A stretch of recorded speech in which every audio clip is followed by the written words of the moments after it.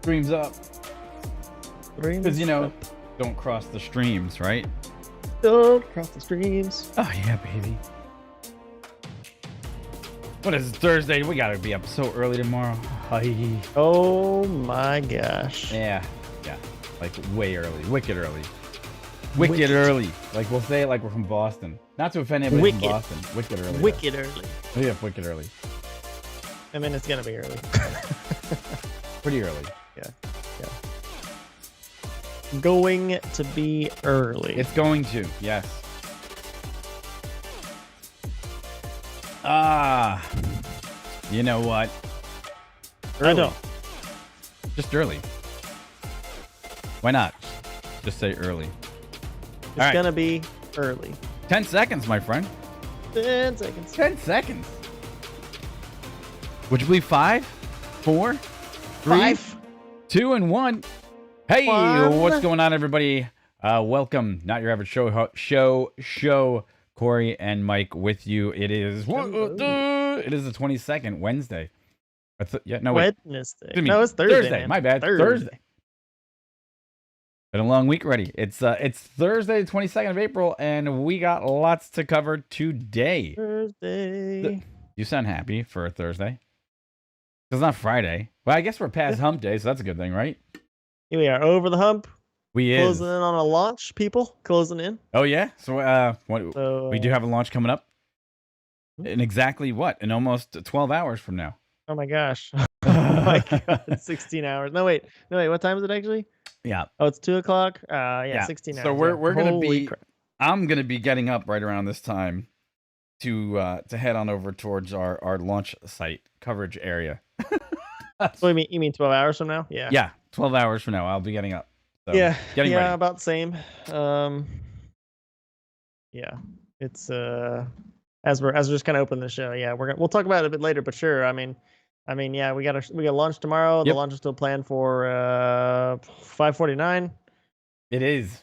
Right? Yeah, 5:49, and yeah, we're gonna be there. So yeah, we will be there, and we have secured. Well, we'll talk about what we've secured. We're gonna have we will have positive internet, so we shouldn't have any issues. I hope, fingers crossed. But today, as we left off yesterday's show, we're gonna talk a little bit more about the Caddy Lyriq to see what Cadillac plans to supplant their current lineup with EVs, and we're gonna look at that one because it's actually a really pretty looking car. We're also going to talk about Launch America, what we're covering tomorrow morning for the launch at, I think it's 5:56 a.m. as America returns back to space the second time within the year period. Also, 5:49. So yeah, we're also going to look at ultra white and black. So apparently, if you have been paying attention to YouTube and other places, you can get whites and you can get ultra blacks, and those are something we're going to talk about. Also, want to touch on Jetoptera, a second look, because our first video that actually really got a lot of views is the one on Jetoptera. That's in this show's format. But what a lot of people didn't know is that there's so much more if you just did a little bit of digging. Those who are doubters and whatnot, that they have some proven videos on their website that shows you just how far along they really are in the development process. And that's something we want to keep people in on. And of course, the Mars rover, not the Mars rover, the Mars Copter. That's weird. Weird to say that. Mars Copter flew again. So it did. Yeah. That's what we got to cover with you today. How you doing today, Ro? I'm good, man. I'm good. Not too bad. Enjoying the weather here in Florida, man. Guys, if you're anywhere near Florida, you guys know that the weather a few days ago was quite bad, actually, and now it's certainly trying to redeem itself. We've got basically low 70s this morning. Sky clear. I mean, it was light breeze. We went for a walk outside. It was awesome, I came back from a walk, which was beautiful. It was a beautiful morning for a walk. So it's just gorgeous out there. So we got a lot to cover. Good. Where do we want to start first? That's the big question. I mean, let's hit up that the Cadillac. I mean, because we've been talking a lot about EVs lately, and Cadillac is here, so I'll leave it to you to kick it off. I can do this. Yeah. All right, Steve Carlisle, the head of Cadillac, as he's moved over as being president for a few years, after the head of Audi, actually the chief designer for Audi, sat over Cadillac for quite a few years as well. And Cadillac has been known now for basically producing, I would say, an equal branded luxury SUV as they've kind of gone upmarket with each adaptation. So what that also means is that they're also trying now to do a reboot into an all-electric market where GM, at its best, I think they're at this point saying that GM would like to have their entire lineup in Cadillac be the first one of their entire divisions to go ahead and use nothing but electric. And that means that they're looking at primarily just plugging that market with an EV that costs roughly $60,000. And what they've chosen in this marketplace is the Lyriq. And let me tell you something. It's not often that there's a car that I'm actually going to say that I'm taken back with, because this car I am actually taken back with. It is a absolutely gorgeous car to begin with. All right. The actual focus and design. And look, that sledge, I don't know what you want to call it, axe-faced nose that Cadillac has been pioneering since their art and science designs, almost, I guess, dating back almost 12 years now, has actually held up really well as the brand's legacy has continued to kind of stake its foot in the luxury marketplace, right? So it's without further ado, though, they're saying that this thing is going to be in showrooms no later than this maybe fall or early 2022. So at the Shanghai Motor Show, they just released more images of it, and it pretty much captures the identity of the show car that they produced not too long ago. Now look, I hate to say it, but a 60 grand SUV that looks like this, and it's electric, and if Cadillac can produce, there's also a couple of things that they're saying that's going to be on board this. That's going to include Super Cruise, which is their available adaptive driving and assistance technology. It's going to have 33-inch diagonal display, which kind of carries over from their SUV line now, which has massive displays. And it's going to have over a 300-mile range. And it's pretty. I mean, the car is actually very pretty. And I don't know how people are not going to be energized by the brand, because if you look, it's kind of I don't know, man. I'm gonna flash some images up here just from the website of what they've released, and it looks absolutely stunning. But more importantly, is also this interior looks fantastic. I don't really have much more to say about it, but I want to know what Claudio's got a comment in here. What do you guys think about the Ravine? Make it absorbed by Ford. Riven. Oh, yeah, that's something. Yeah, we got to talk about that. We'll talk about that at the end of this one. But Corey, what are you thinking about this one, man? This Cadillac? Yeah, so it's just to kick it off, kind of like as you said as well. I mean, Cadillac has been trying to change their obviously. Everybody's got to go to electric, of course, right? But first off, it does look quite nice, quite appealing, visually appealing, obviously to myself.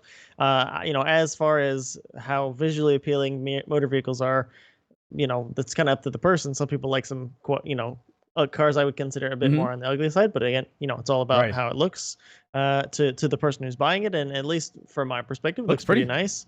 As you said, it does have that kind of Cadillac look, right? So one thing, obviously, they always consider with branding and all that. So it does look like a Cadillac, so that's nice. As you already mentioned, it does have about 300 miles of range, which is nice, which is not bad. As things improve, they're certainly probably going to look at things that make it maybe a bit more range, as we talked about on some previous shows.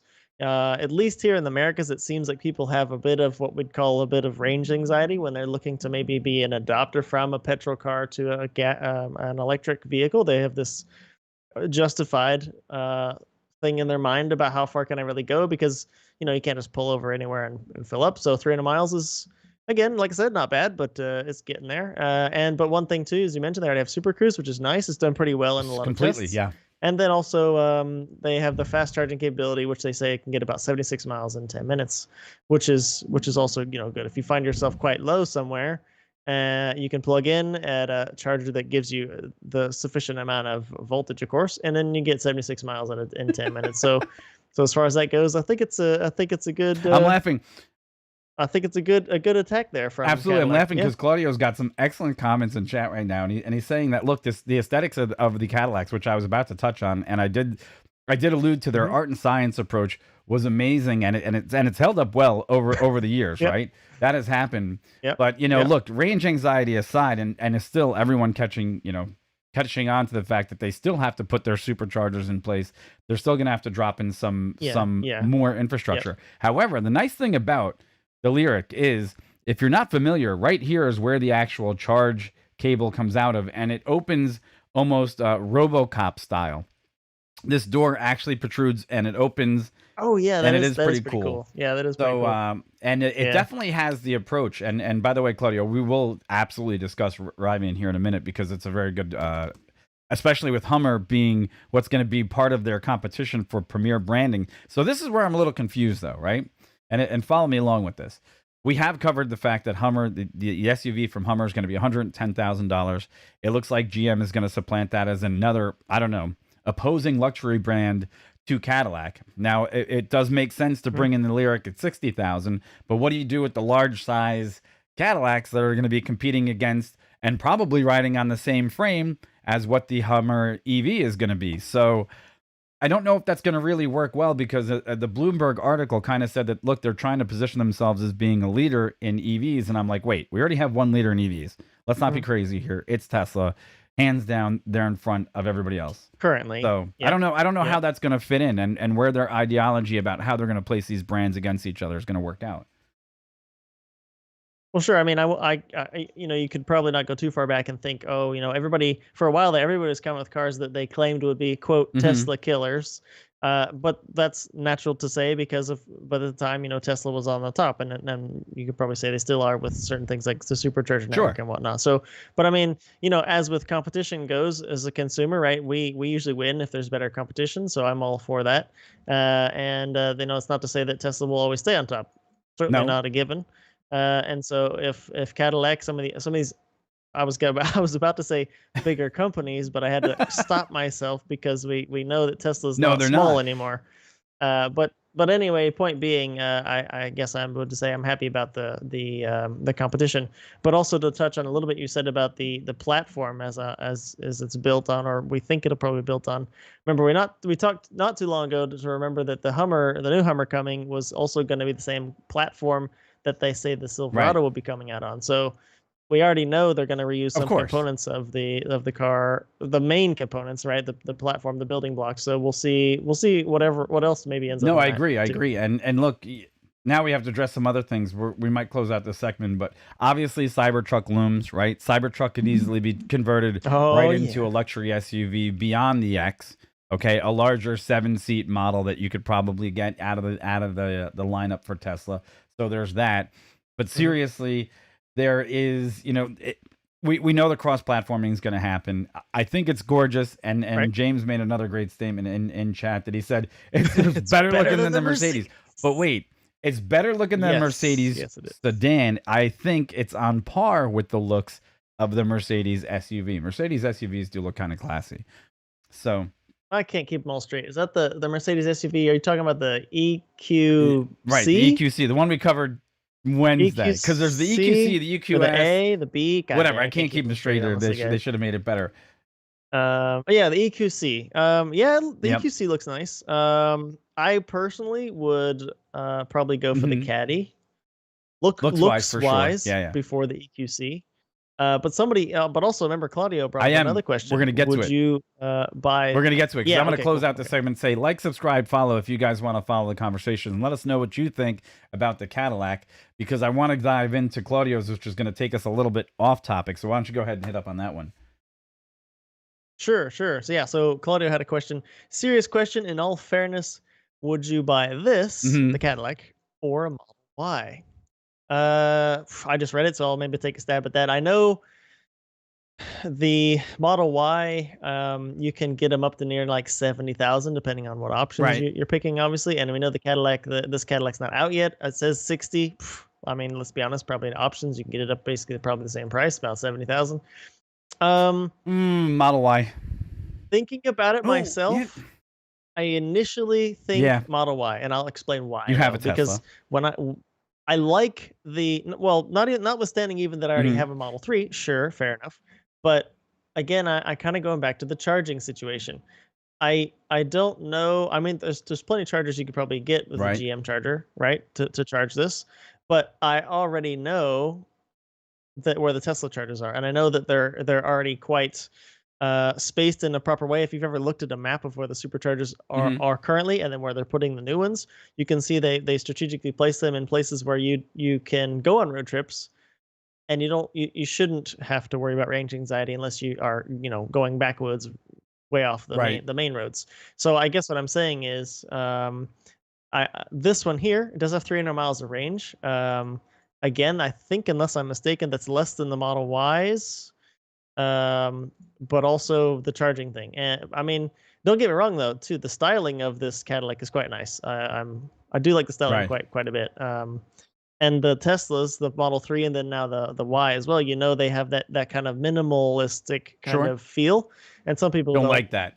don't like that, so But I want that's to fair address enough one too. other thing that But I guess that's me. That's me, Claudio. I guess I go Y because of charging, and then because of that. And I would range, agree. But the probably. other thing is, look, if GM manages 4 years from today to actually implement enough of their vehicles, because look, the Silverado is probably going to have the same charging plug as the Cadillac, as the Hummer. That would be probably logical, right? So as the Lyriq makes its inroads as $60,000 transportation, I'm sure it's going to be the first one that might actually give Tesla a good run for its money. But there's one other thing that Claudio brought up in chat, which is Riven's partnership with Ford, which the way that's unfolding is they were supposed to become one and make a Lincoln, right? But now here's something that's even more curious to me. Ford released yet another EV that is not the Mustang for the Chinese market that they showed up with this past week at the auto show, right? So Ford's got another EV that they're working on that's not Mustang branded, and it's called the Evos. And I'm kind of curious as to how this is all going to unfold, because Claudio's initial comment about what do you think that they might do is they might just destroy the brand of Riven just to kind of keep Ford propped up here. And guess what? Yeah, and to throw a little bit more wood on that fire, I would say, remember Ford? Ford loves the F-Series trucks. There's going to be an electric F-150 coming sooner or later. I don't know if they want to dilute that market. Why would they have a Rivian in the market when they want to go electric F-150? I mean, I just don't see that being the case. So to kind of answer your question, Claude, I know it took us a while to get there, but me personally, I think they're going to go electric F-150 before they really go full on with the Rivian or Riven? Am I saying it wrong? Okay. So look, my theory is this, right? It's funny to me that Ford's going to turn around and preview a Fusion replacement, but it's only going to take it to China. For right now, it's only in China, which kind of annoys me, because it's like you want to sabotage your home market as much as possible before you introduce your EV. Great, fantastic, have at it. But to me, it's marketing missteps by Ford that I think they're continuing to make mistakes in that area.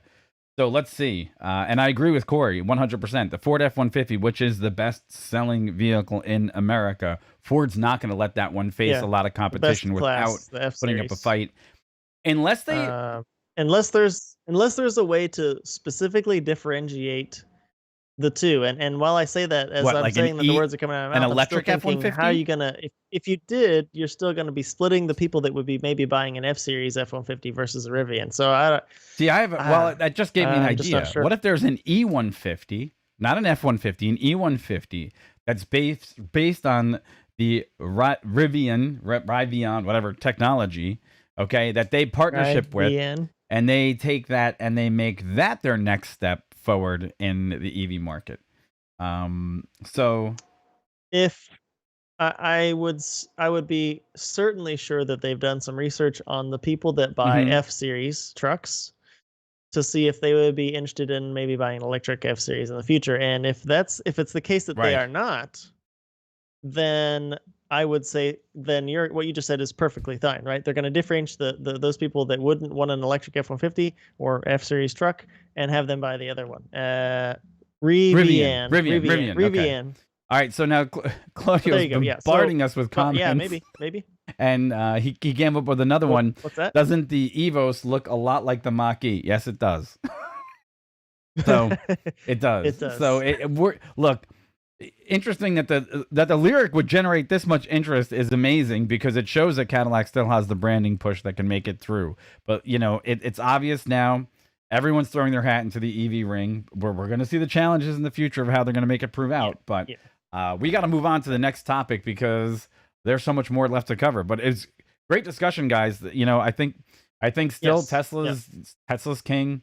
It's definite for sure that Cadillac has a competitor in the marketplace that the Lyriq looks like it's going to be. And I think lastly, above all, is there's going to be a number of platform combining things that GM, Ford, and everybody else is going to do to try to catch up to Tesla. So my final thing there is, just as you guys have already said in chat as well, Cybertruck is coming too. Yeah, we can't forget that Cybertruck is Cybertruck. coming, and the promises of the torque output of that thing plus the range. It's, I mean, some people are going to be immediately put off by Cybertruck's visual styling. Nope. Of course, fair enough. Why would, you know? Yes, we know, but other people are going to be all in, and here we go. It's another truck that is going to fit into the supercharger infrastructure, and it's going to have a bunch of range and a bunch of power. The dual motor is going to blow the doors off of anything else that's out there. Well, you know, there's the dual motor is going to be good enough. The triple motor is going to be, it's going to go ludicrous speed. Yeah. It's going to handle. It's going to have, what is it, Cheetah, whatever it is. Yeah, it's going to be what's it called? Plaid Plus, I think, is the new biggest and fastest thing. Because, you know, the refreshed Model S, I know we're off topic here, but the refreshed Model S Plaid Plus version is supposed to go 0 to 60 in 1.9 seconds. It'd be great. Well, here's the thing. Hey, and you know, the other thing about the Cybertruck, though, that a lot of people aren't really taking a look at is the fact that that's a prime canvas as well for dipping, for artist touches, for different colors. Yeah, because it's stainless. Like, that's the color. It's stainless. It's stainless. It's perfect. It'll do everything you need it to do. So, all right. We'll have to move on. And then if Elon caves, there's a different body. No, I want that body first. Hey, you know, you could always go out and get a bespoke builder to make a different body for a Cybertruck. If you wanted, that would work. I just don't know if that's what I would want, because I think that body's kind of unique in its own sense. All right, I got to kick it off here to Corey. Corey, where are you taking us on this next topic here? Let's see. Do you want to go? You want to go to space? We could go to space. I'd love to go to space. I haven't been selected for any of the space programs that I would like to, but hey, you know, I'd love to go to space. So let's live vicariously through the NASA Ingenuity and Perseverance. Oh, okay. Hold on. So, I can kick it off. 1 second, because something just happened where I lost the link. Give me 1 second. I just got to get it back up here for the rover, the Copter. Captain. There it is. While Mike is looking for that, I'll kind of briefly just start pulling us in there. So if you guys are keeping up with it or not, you know that the Perseverance rover launched over to Mars. It's dropped down a helicopter, automated helicopter off of its belly. That thing has flown once, but actually now it's flown for the second time. And the first time was pretty much successful as the second time as well. The first one makes a bit of news and is kind of groundbreaking in the sense that it's a powered, aerodynamically powered aircraft, not rocket powered, but aerodynamically powered on another planet, and it went fine. Because again, the atmosphere on Mars that this thing had to operate in is 1% as dense as it is here on Earth, so it's quite a bit more difficult to make it all work out. Long story short, it's flown a second time. This flight lasted 51.9 seconds. It went up to while the previous mission or flight went up to 3 feet and didn't really go anywhere. It kind of hovered and came back down. This one went up to 16 feet, so 5 meters. Let's see. Hovered briefly. It did a slight 5-degree tilt. Then the rotors are counter-rotating, so they did some basic things to let the aircraft yaw. And then it also did an acceleration to the side for about 2 meters rather, and then came back to where it started and then landed again. So they're just testing basically that it can not only just go straight up and stop and come back down, but it'll go up, do some maneuvering around vertically and laterally, and then return and then land and do it all safely. Pretty lucky.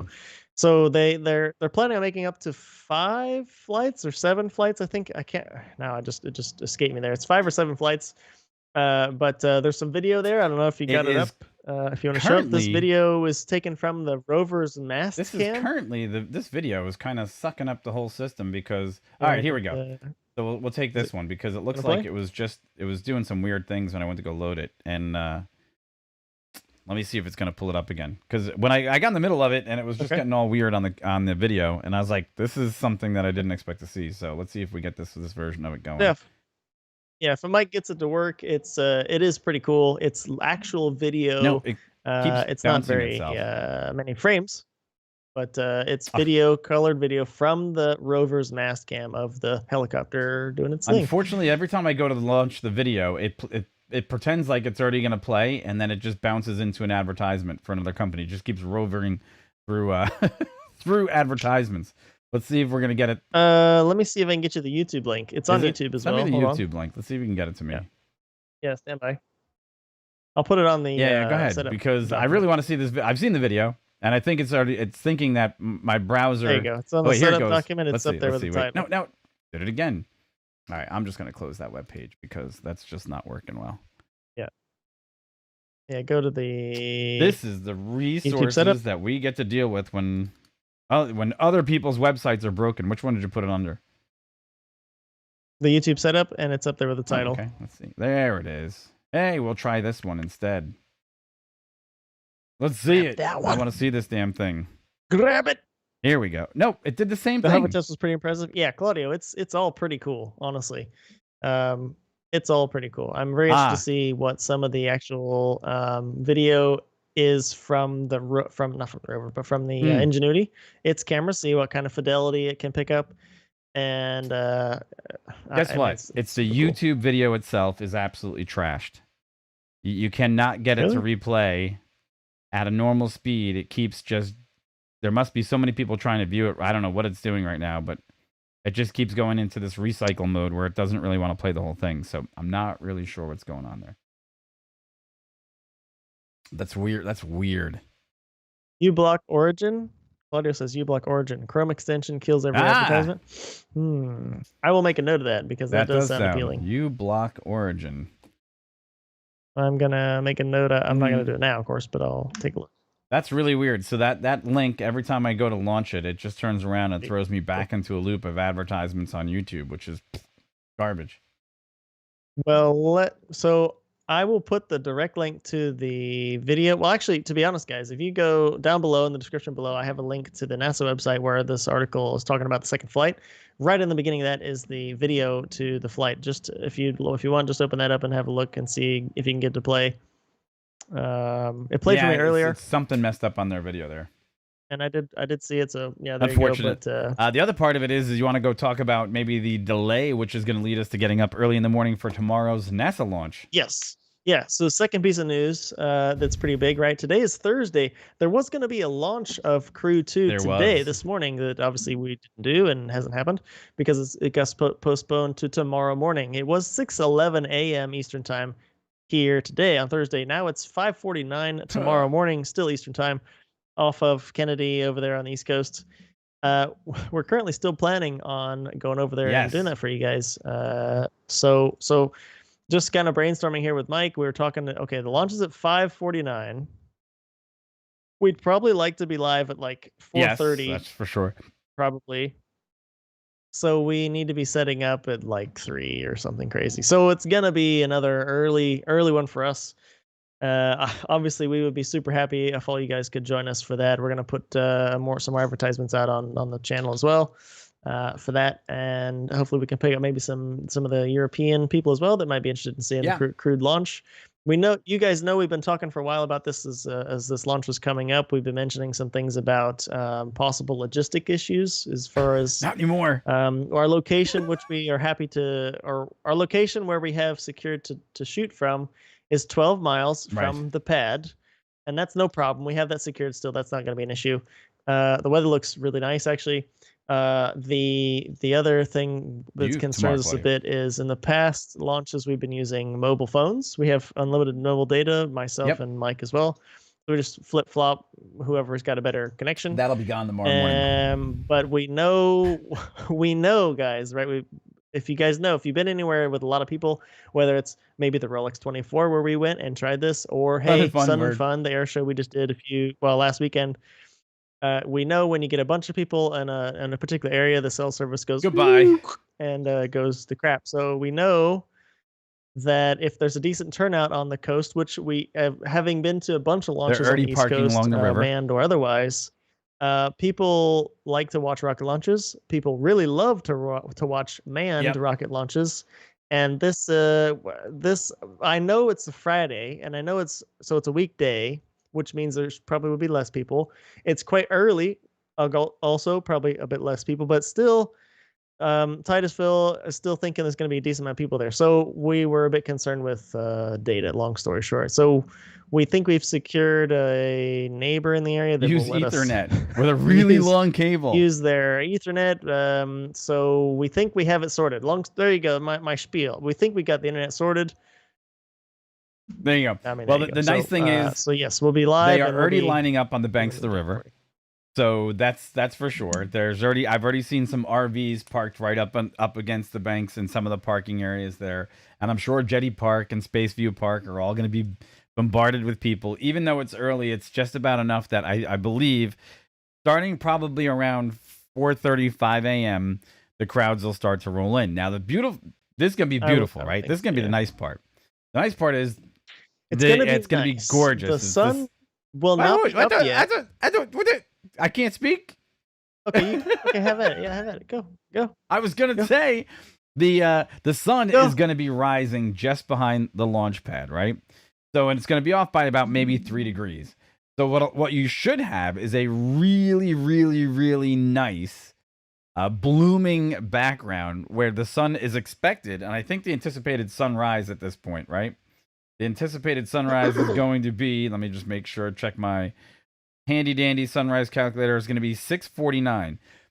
So we should be getting, I believe it's going to be first light starts right about the time that the cycle for the launch window opens. Okay, now this is an instantaneous launch window, is it? It is. Yes. Yeah, it's instantaneous launch. So 5:49, it's got to go up, right? So remember, this is it's 5:49 and sunrise is 6:49, right? So it's literally an hour ahead. So what they're saying is we should get there should be a little bit of light, but there should be actual light, noticeable light by 5:59. So in all, let's see. So 13 degrees below the horizon. It's still going to be 13 degrees. We should see some light in the sky, but not a lot. Yep. Should be pretty. Yep. Should be one of the prettiest launches we've ever covered.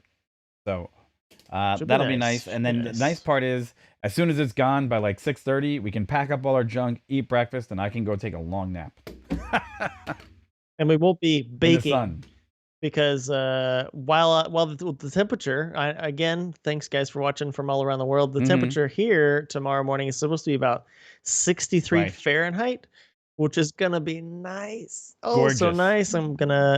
It's gonna be really nice. And as Mike said there, especially the launch going or not going, we're gonna be packed up and out of there before we get cooked. Because I would guess, I haven't looked at that either, but I would guess that there's not going to be a whole lot of breeze.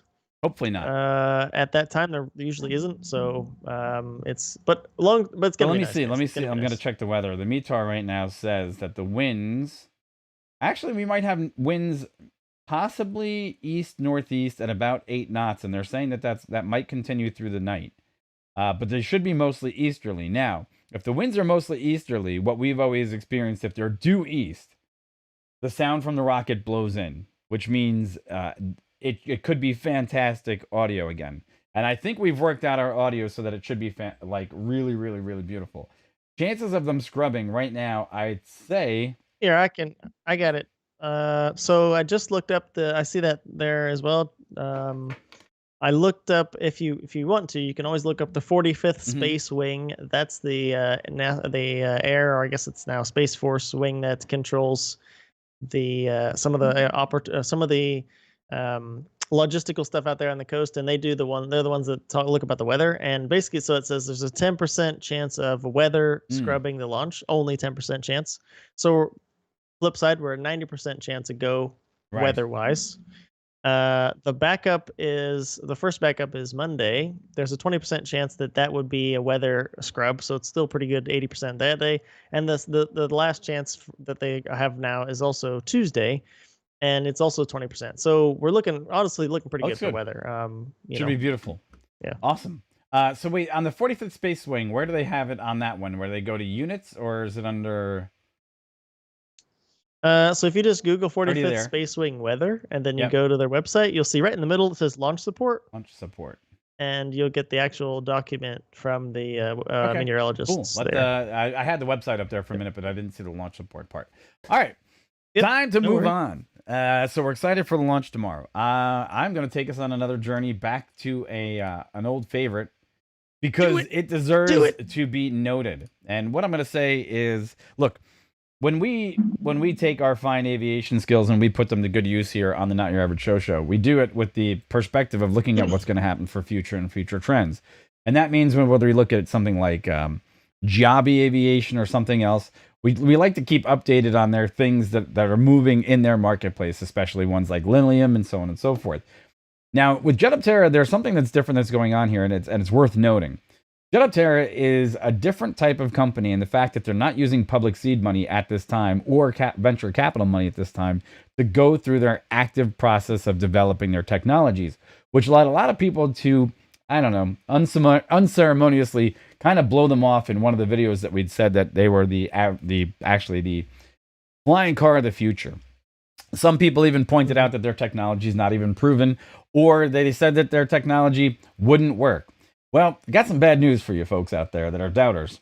Currently, if you're going to pick a company to jump into bed with and you're going to go into this particular market, Jetoptera actually back in January 28th of 2020 announced that they had a collaboration with Honeywell. Now, if you're not familiar, Honeywell is probably one of the most competitive jet / engine / component makers in the aviation marketplace outside of General Electric or some other major players. Okay, and they do have technology that has been a force to reckon with along those lines. And one of the other things I think that people are kind of discounting is the fact that Jetoptera is taking a different approach to their study of making the new version of flying car or UAS that we all might enjoy in the not too distant future. However, they have taken this opportunity to put a lot of their research and development information on their website.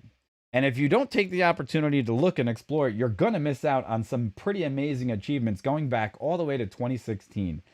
So rather than dismiss them as a fly-by-night corporation, I invite everybody to go and take a look, because a lot of people that were harsh and critical of the fluidic propulsion system don't really understand that when you're taking this type of venture where you're not taking the traditional propeller and VTOL environment and exposing it to the same types of things that people have seen before in, say, the Osprey or something of that nature, and you're stretching not only the legs of an existing but a future technology, you have to make different inroads into that environment.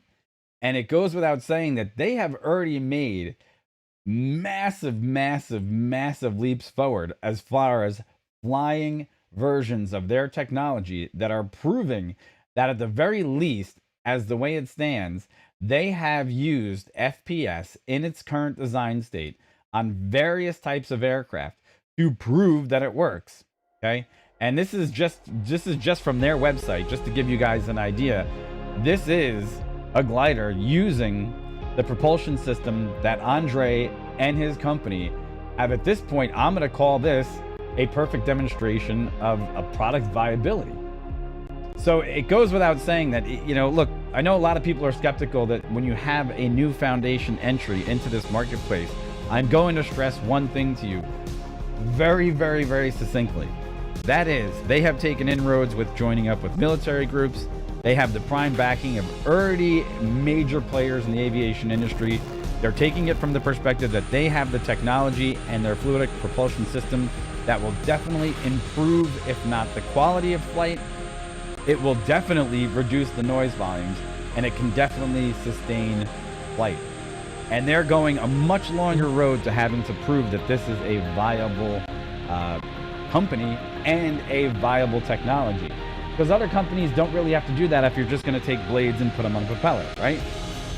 So with that said, I think it's time to make a little bit deeper discussion, Corey. We've talked about this many times on the channel.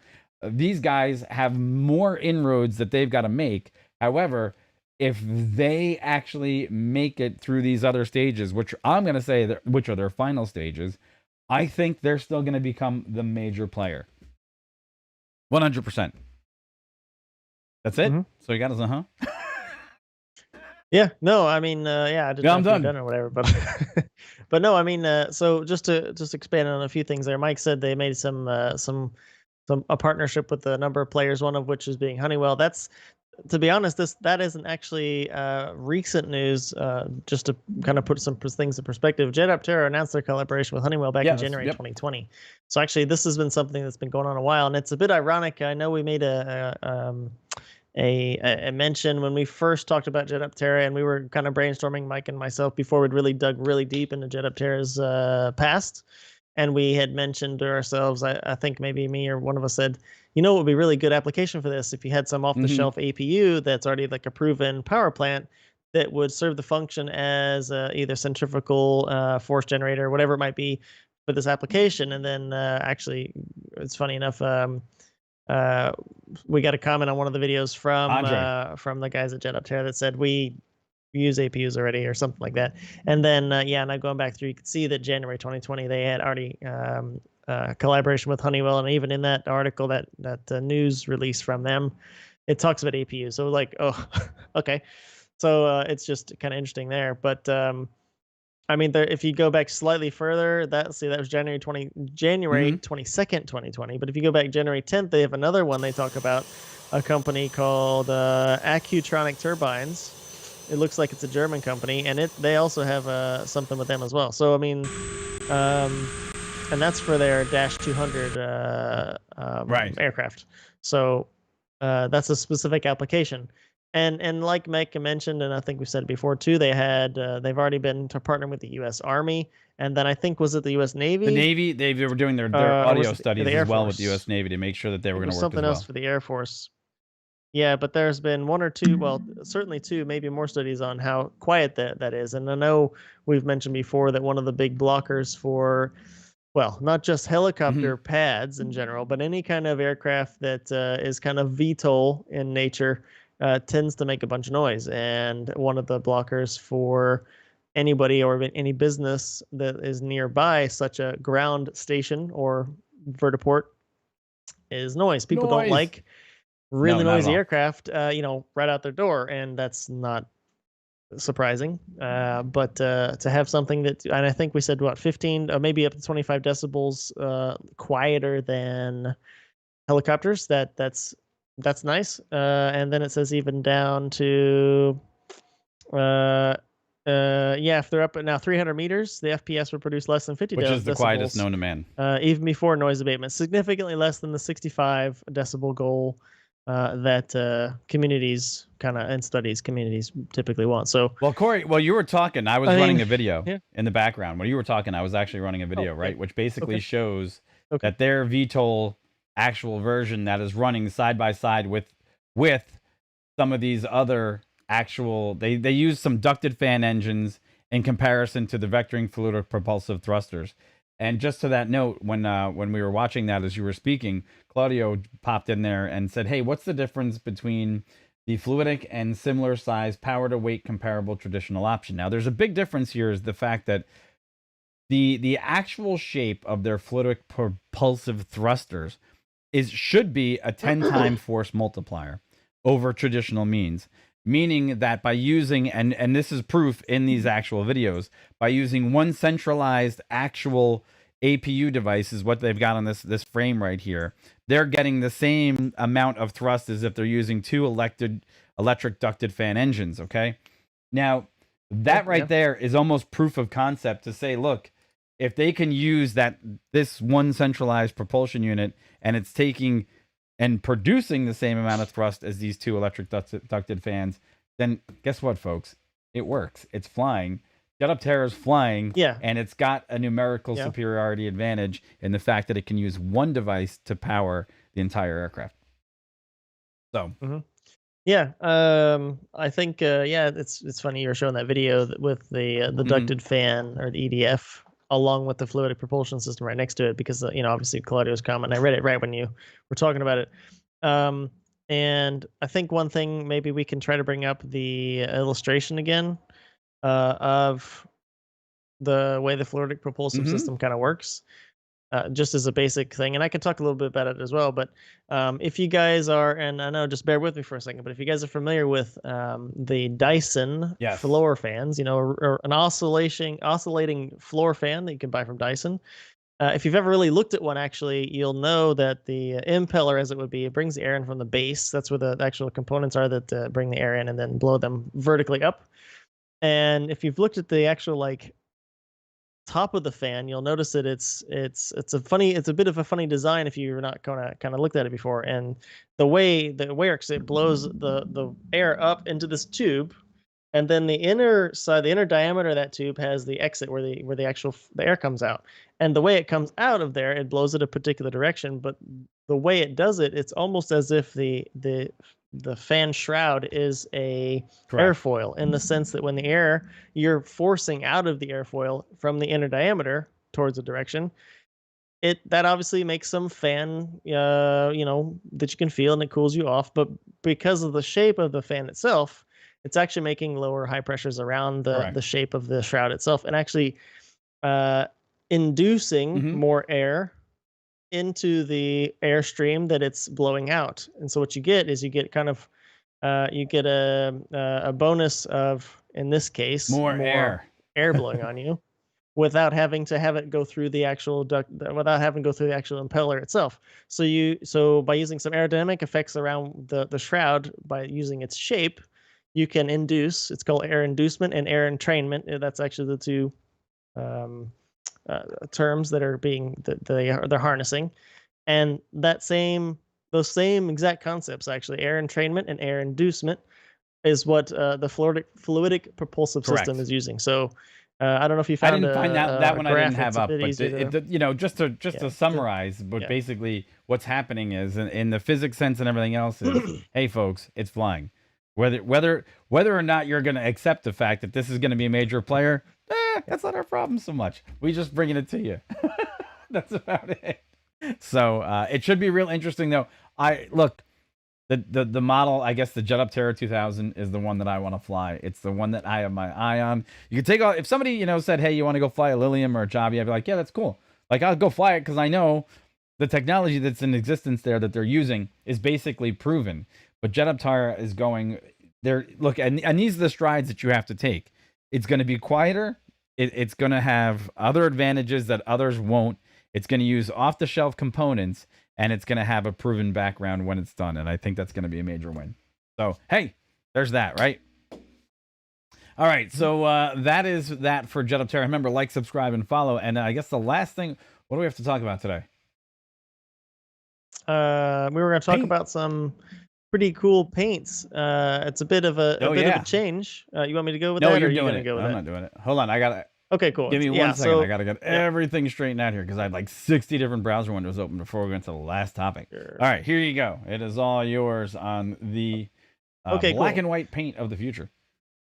Yes. So I know it's a bit strange to say we're going to switch from all this tech, aircraft and cars and whatnot, to go talk about some paint, but it is something that's kind of cool, and I want to bring it to everybody's light. So if you've ever heard of a paint called Vantablack, I'll just kind of refresh your memory on what that is, and then we'll go to the main article about the white paint. So we got black and white paints, but they have some cool applications and some cool what you can use with them. So just to recap, I have both the links down below. I'll probably talk about the Vantablack first. I had Vanta white pulled up. A bit of perspective. So yeah, I see that. Yeah. So Vantablack. So black. It's a black paint. And it's developed by Surrey Nanosystems in the UK, and it's called Vantablack, but it's a nanotechnology kind of paint. And basically, what they're some carbon nanotubes on a surface, and they're black in color, but carbon nanotubes. And the way they put them on this surface, it basically absorbs 99.96 of the light that hits it. And so if you are aware how we see things with our eyes, light comes down, hits the object you want to see, that light reflects off of that object and then impacts your eyes and your retina, and then you perceive it. So therefore, if you have an object that absorbs nearly all of the light that would have reflected off of it, then it becomes quite hard to see this thing, and it is quite hard to see any detail and whatnot. And so if you've got it up on the article there, you can see some examples of Vantablack. And Vantablack is a proprietary name, just to kind of be clear. It's the name this company gave this material. And you can see in some of the things that they've painted it on, it's basically you almost can't see the detail. It almost looks fake, honestly. Some of these things you'd see they paint them on. I mean, and I did want to point out, if we go down a bit more, you'll see there's a BMW X6 that has Vantablack coating on it, and you can see it just looks like a kind of a bad Photoshop job. It just looks like a X6 that's just been made black in Photoshop. But actually, that's what it looks like. Oh yeah, I'm bringing them all up. You nearly can't see any detail in this car, and that's it's kind of interesting in the sense that the applications. So that's Vantablack, quite expensive. Again, remember, it's not really a paint. You can't really like paint things on it. There are some other quite dark black paints you can buy that are paints you can actually paint on things with if you were to wanted to paint your car or something else with these really, really black paints, which might be kind of cool depending on some applications. If you guys have seen those paints you can get on your car that you can send an electronic current through and they become iridescent, another pretty cool thing for cars. If you really wanted to blow a whole bunch of savings, you could get a car, paint it Vantablack, then put this iridescent paint over top and have a really cool. Yeah, the really Dip cool Your Car guys have done that on YouTube a couple times.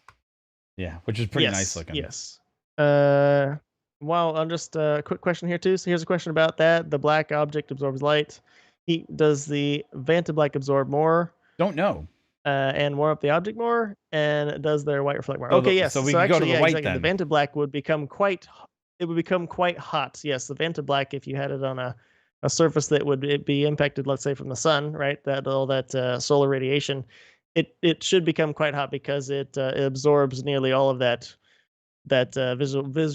visual radiation. So yeah, it would become quite hot. And actually, ironically enough, Claudia, that's exactly kind of why I wanted to talk about Vantablack first and then go to the white paint. So if we want to go to the white paint, you can see the white paint is actually a paint. It's not like some structure such as the carbon nanotubes, but basically I'll read a little bit about it. It's developed by a team at Purdue, and it's a super white radiative cooling paint. So basically what they're saying here is, while Vantablack absorbs nearly all of that energy and becomes quite hard to see and other things with the heat, as you said, this new white paint, which doesn't really have a name yet, it reflects 98.1% of the sunlight. So basically, you have the opposite. And then, Claudia, you're kind of right on point there, where the Vantablack is nearly hard to see, but also can get quite hot. This white paint would be really great to paint, and I know it would.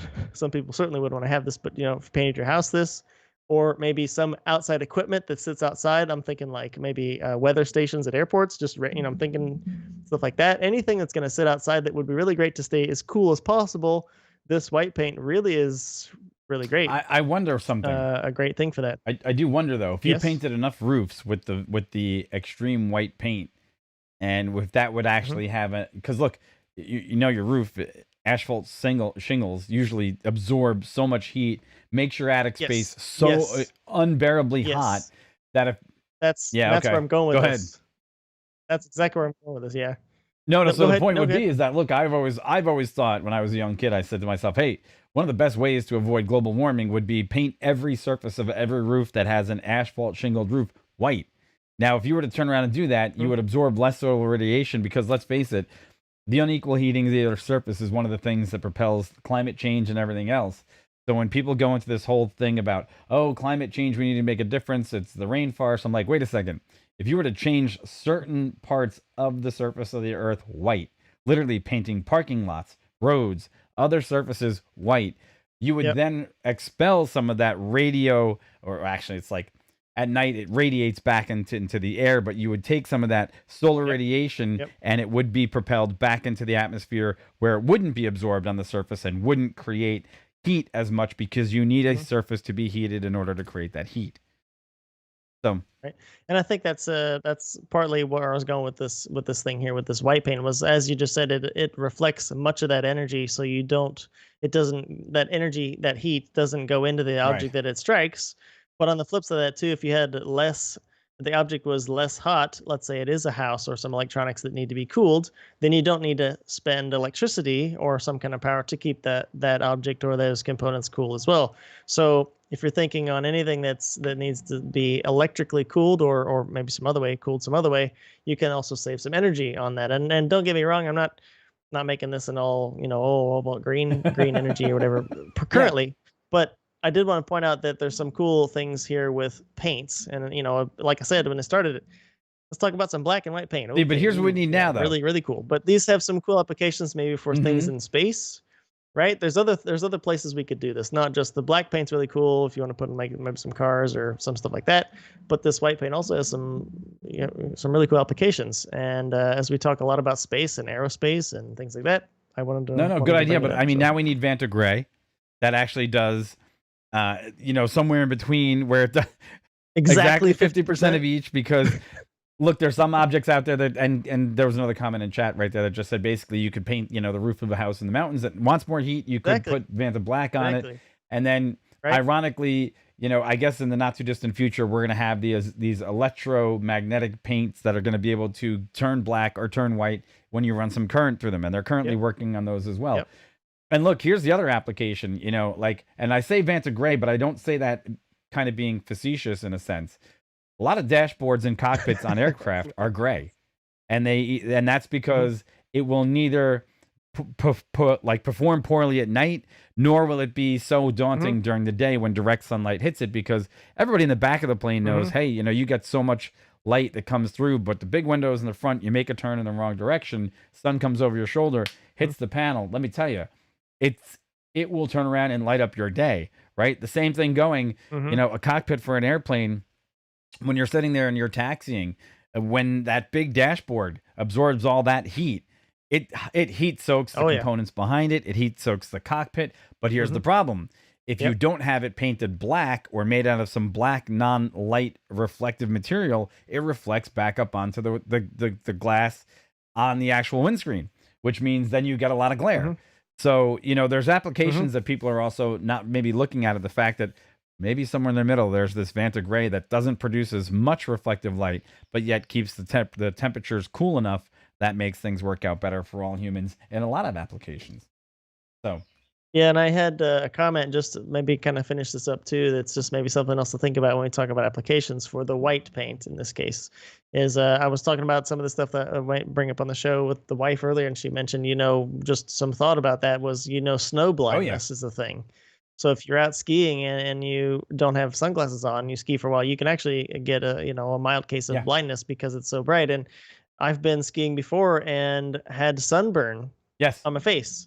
And nearly your whole body's covered except your face. And, the sun is not really out there glaring, but the sun's coming down, hitting the snow and hitting your face. And so that's another thing too. And so I could imagine if you spend a lot of time without thinking about it, maybe you're applying this paint outside to some components, you're going to have to keep in mind it's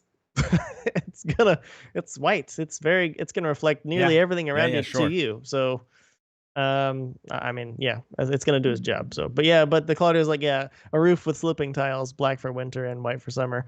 Yeah. I mean, and I think that goes right along with, like Mike was saying, some applications where the paint itself could alter its pigment, its color. And look, I mean, even look, we still talk about the fact that you could be chasing, Elon Musk on this one, because I would imagine with his solar roof, right, that if you were to take maybe behind these solar reflective panels, if they operate more off of heat, you could turn around and make a Vanta white black panel that absorbs more solar radiation than the rest, produces more heat, hence gives you more electricity in that whole paradigm. And you're looking at more efficiency across the boards. And then, hey, when it fills up the battery and you don't want that hot, battery pack and that hot solar array on your roof anymore, it immediately turns white. There you go. Problem solved. I'm here all day, folks. I mean, wow. Yes. Wow. Exactly.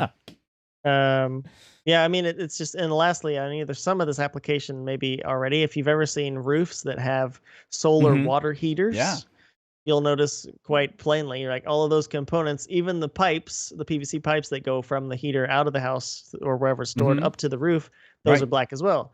It's because they're all they're all absorbing that heat. So this has kind of been touched on, but already in some industrial applications. But I don't know if well, the white just came out, of course, so this is probably not yet. But the black, the Vantablack, or maybe not the Vantablack again, because we know it's carbon nanotubes, that wouldn't go quite so well if it's outside unprotected and all, application wise. But there are some other dark black paints out there. So yeah, I wonder. It's cool. I wonder what happens if you take the nanotubes and you introduce them with, say, like a ceramic coating style thing, where you change maybe not so much the surface of the paint, but then you put maybe a different coating over the top that's maybe still retains the matteness of it, but it doesn't allow the actual surface of the paint to atrophy in weather conditions. If that would be be in the elements, that would be interesting to see if they could do that. I wonder. I'm not sure about that. Yeah, I mean, yeah, because I mean, even if you were to think like maybe a little bit more of an industrial, like you said, solar panels. If you covered these, or let's say a house, for example, covered tiles, right, in nanotubes, they're gonna need to be protected from various elements, hail and just water in general, and wind and stuff. So, but if you covered them even with a thin layer of glass, the glass changes all that whole dynamic. Exactly. Yeah, of course. We'll see what happens. And actually, you would retain more heat because there'd be a layer. The carbon nanotubes absorb the heat below below the film or the glass you put over top. But then there's a barrier there. I don't know. It's a lot of technology out there that we're looking forward to, and see what it's going to do for the industries that they could be applied for. And it's really neat to see how these things are going to make their progression into everyday life. Because one of the ones that I'm still waiting on would be that transparent glass that you could flick a switch and it makes it opaque. Because so far it's only seems to be in luxury bathrooms and other places and applications. But we've seen it. I think the 777 had it too, or the 87. I think it was the 787 had some. 78, right? Was it 787? I think it was 80. I can't remember which one. I think it was 87. Yeah, and they had them in the passenger windows. You could just do it yourself. So there's other applications that are coming in the not too distant future. Anyhow, with that said, it's time for us to go. And it was the 787. You were correct. And with that, we are going to be up early. We're right about this time. 12 hours from now, I'll be rising and shining and driving my butt over to our launch site. So, hey, everybody, thanks for tuning in. I got nothing else. You got anything else, Corey? No, that's good. We covered a bunch of cool stuff today. Thanks so much for the comments, too. Glad to see some people here. And, if you guys are able to make it, we'll be up really early, as Mike said. And we really appreciate you guys there, too. Perfect. So, yeah, all right, guys, take care. We'll catch you soon and bright and early. See ya. Bye-bye. Take it easy. Stay safe. See you then. Safe. See you tomorrow.